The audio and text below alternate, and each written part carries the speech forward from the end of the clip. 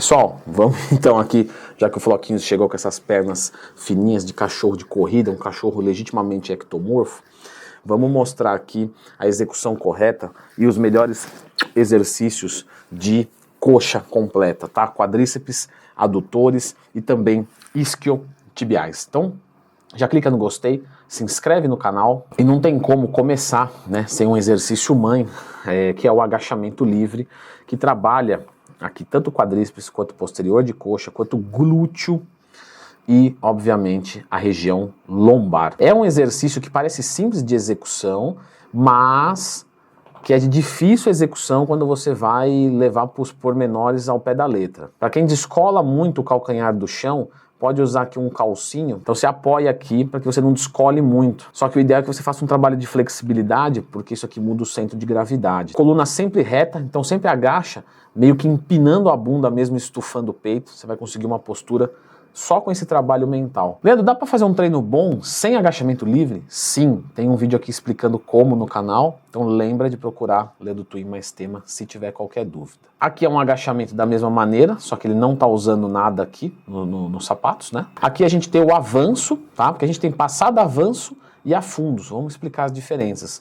O avanço você vai para frente. O afundos você fica no mesmo eixo. E a passada você sai correndo feito um louco na academia, colocando, quase cuspindo o pulmão pela boca. Aliás, treino de perna é isso, né? A gente testa o aluno de verdade no treinamento de perna. Inclusive, vale lembrar aqui, tá, pessoal? Perna é do joelho para baixo quando a gente fala academicamente. Então me fala um músculo da perna se eu estiver defendendo uma tese de mestrado, estiver escrevendo um livro formal. Gastrocnêmio, por exemplo. Qual região? A panturrilha. Agora, quando a gente fala popularmente, perna a gente já entende da cintura para baixo, mas isso fica numa coisa mais popular. Aqui é popular, não estamos dentro da universidade, então a gente pode flexibilizar esses termos. Aqui é o leg press, que a gente já começa a isolar um pouco mais a nossa coluna, né? Então a nossa região lombar já não é tão recrutada, ela é recrutada também, mas não muito, e aí você foca mais os glúteos e os quadríceps. O que acontece aqui? Se você levantar os teus pés mais para cima na plataforma, você vai focar mais o teu posterior de coxa. Se você descer mais na plataforma,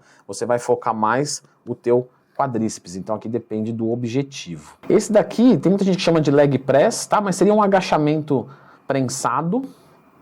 Mas tanto faz se quiser chamar de leg press também. É que a diferença é que é o teu tronco que movimenta, né? Os teus pés ficam fixos, diferentemente do leg press. Mas tem a mesma mecânica de ação. Aqui é um agachamento na barra guiada, no Smith. Tem gente que gosta de projetar os pés mais para frente. Isso vai tirar um pouco o trabalho da região lombar, vai jogar mais no quadríceps e menos no glúteo.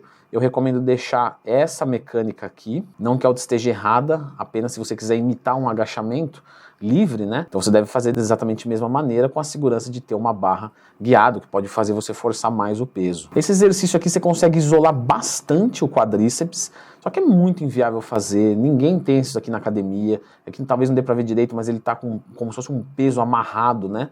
E tá deitado fazendo uma extensão de joelho. Então ele tá simulando aqui uma cadeira extensora, né? Você pode fazer isso na tua casa, beleza. Olha, você tá na academia, vamos fazer cadeira extensora, que é muito mais completo. E sim, pessoal, cadeira extensora é o exercício que mais vai focar o quadríceps de forma isolada. Me perguntaram isso outro dia lá na caixinha de perguntas do Instagram, que eu abro todo dia. Olha aqui a máquina extensora, essa daqui um pouco diferente, né? Você vê que ela não tem o apoio aqui atrás, não que seja obrigatório, mas o apoio é legal, ajuda. E é importante que aqui vocês não façam uma abertura muito grande, tá? Fecha um pouquinho mais na linha do ombro e executa, você vai ter mais força. Aqui, ó, um exercício de isquiotibiais, certo? Posterior de coxa. Esse daqui, o flexão de joelho, né? Ou a flexora vertical, na máquina ou com peso livre, é o que a gente tem na eletromiografia, eletroeletricidade, miomúsculografia escrita. A escrita do músculo através de impulsos elétricos, o maior recrutamento dos nossos posteriores de coxa. A eletromiografia é questionável quando a gente vai falar de hipertrofia. Então eu resolvi só citar aqui, para você saber que é um bom exercício bem construtor. Se você contrair bem, você sente esmagar a musculatura e feito de forma unilateral você consegue levantar boas cargas, além de trabalhar possíveis, né, assimetrias. Um excelente exercício. Vale lembrar que aqui, tá, pessoal, os gêmeos, aqui as panturrilhas também são recrutadas, mesmo sendo um movimento de flexão de joelho. Porque a gente tem a inserção aqui na parte inferior do fêmur, mas não é relevante, tá? Fiz panturrilha num dia, no outro eu vou fazer esse, eu vou cansar minha panturrilha. Não, não, só citando mesmo. Esse daqui os gêmeos também trabalham, tá? Então se você fica na ponta do pé, imaginária, né?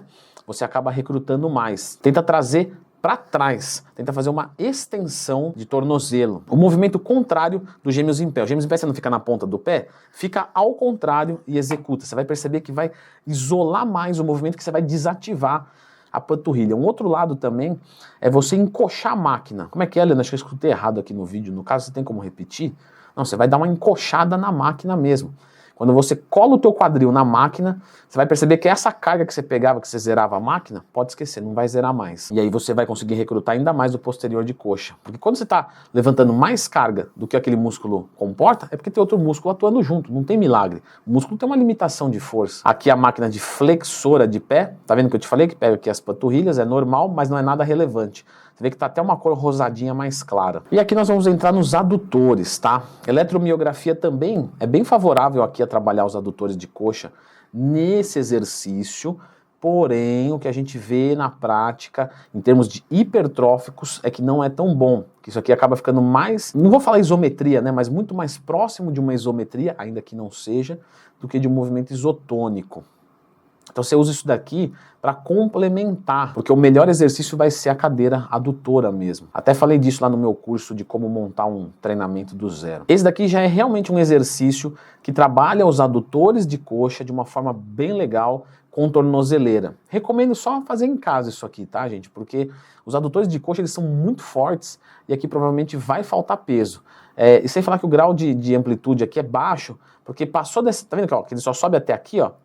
Ele não junta as pernas, porque aí a ação da gravidade acaba. Então não fica muito legal. Aí você ativa o glúteo médio e mínimo no final do movimento. Aí aqui sim, aqui nós temos o melhor exercício para adutor de coxa. Sim, é na máquina. Ah, mas peso livre não é melhor do que máquina? Aqui não. Aqui a máquina é o melhor. Se você quer ter adutores grandes, é aqui que você vai construir. O resto é 30% do trabalho, 70% é aqui. E aqui eu vou deixar uma dica. Na hora de entrar na máquina, abre bem, mais do que você consegue, e aí você entra na máquina, você coloca um lado, e aí você vem ajudando com a perna do outro, e vem fechando, para que quando você abrir toda a sua perna, você não dê no final, entende? Porque se você colocar um aqui, entrar e fazer, você não vai explorar toda a amplitude. Ou seja, você tem que abrir tudo e ainda ter espaço lá. A plaquinha não tocou a outra plaquinha, porque aí você abre tudo que dá no teu limite e fecha. Quanto mais você explorar esse movimento, melhor.